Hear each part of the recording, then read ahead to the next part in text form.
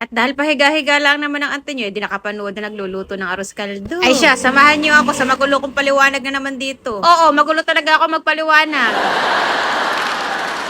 Eh siya, mamamalengke muna ang ante ninyo. At ayan na nga, nakapamalengke na nga ako at bumalik na ako dito. Ayan, nung bilis mamalingki. Kita nyo naman. Ito nga pinamalengke ko, 300 pesos na, 3 perasong legs at 3 itlog. Ganun na rin, kasama na rin ang chicharon dito. Aro, Diyos ko, ano yung sinasabi niyong 500 pesos? Eh, sa sobrang mahal nga ng bilihin, talaga hindi magkakasya ang 500 sa Netsubi na sinasabi pang arroz caldo na nga lamang, ay talagang sobrang mahal na din ang mga ingredient. Hindi pa nga kompleto yung pinamili ko dahil nga sobra-sobra ng mahal, Diyos ko. Bala rin nga yung mga pinamili ko, kita nyo naman kung gaano kaunti. Ayun nga, nagagaitad ako dito ng luya, sibuyas at saka ng bawang. Bali, maliliit nga lamang ang pagkakakat ko dito sa luya kasi nga ayoko nga malasahan ang luya pag nakagat. Iba din talaga ang social media, yung alam mong wala kang lulutot, wala kang idea lulutot, napanood mo na lang, bigla ka na lang magkigrip. Diyos ko po, ang gastos. Pero maayos na rin yun para may idea ko anong uulamin. Bali, naglabo na nga din ako dito ng 3 itlog. Bali, meron nga din ako dito nakita sa kusina ko na chili flakes at saka yung fried garlic. So, inilagay ko na din dito. Buti na nga lamang at meron nga akong extra dito so hindi nakasama sa gastusin ko. Bali, nilagyan ko lang din siya ng pampalasa para na kahit paano, may lasa nga.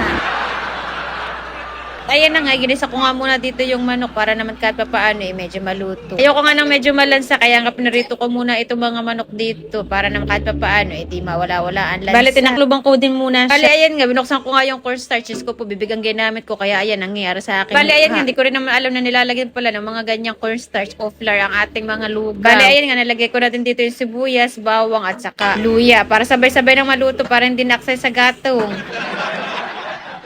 Hindi ko lang din alam kung anong tawag sa inyo, pero ang pagkakaalam ko dito, ang tawag dito ay arroz caldo. Diba, hindi ko alam kung bakit arroz caldo nga baga ang tawag niyan dito. Ayun nga, sinutain ko nga lamang din itong mga ito. Wow, English sutain. Bali, nagpipiling chef na naman ako dito. Kita mo naman, sabi ko sa inyo, pag nagkaanak kayo, talaga kung ano-ano na maluluto ninyo. Nakakatuwa nga lang, di tatututo nga ako magluto. Nang dati hindi ako marunong magluto. Kita mo naman, nakakapagluto na talaga. Aba, kahit hindi masarap, ay syempre masarap. At ako ang nagluto, hindi naman makakapagreklamo si Sancho kung ano yung niluluto ko. Alam mo naman sa batang yun, sobrang tako, kahit ano na kinakain.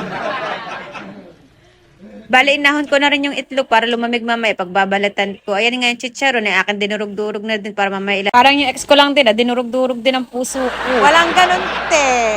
Alam, may natira nga akong kanin dito. Yun na nga lang din ang ginamit ko para hindi na rin aksaya sa bigas. Alam nyo naman, nagtitipid si auntie nyo. Abay, mahal ang bilihin, kaya dapat magtipid. Bali, ayan nga, nilagyan ko na nga lang din ng pampalasa rin niluluto ko. Bali, nilagyan ko na nga din siya ng asin. Kung ano-ano man, basta yun na yun. Balay, nagayat na nga din ako dito ng onion leaves at inilagay ko na nga din itong cornstarch sa aking nilulutong arroz caldo. Aba, kita mo naman, meron din palang cornstarch food para nga daw lumaki. Kaya nga sinasabi ko sa kapapanood, nagkakaroon ng idea kung ano ilalahok sa mga lulutuin. Aba, baka bukas ako pimos na magluto. Bali, natabangan nga ako dito sa ginawa ko, kaya nilagyan ko ng patis. Pwede rin naman nilagyan nyo siya ng asin kung wala kayong patis.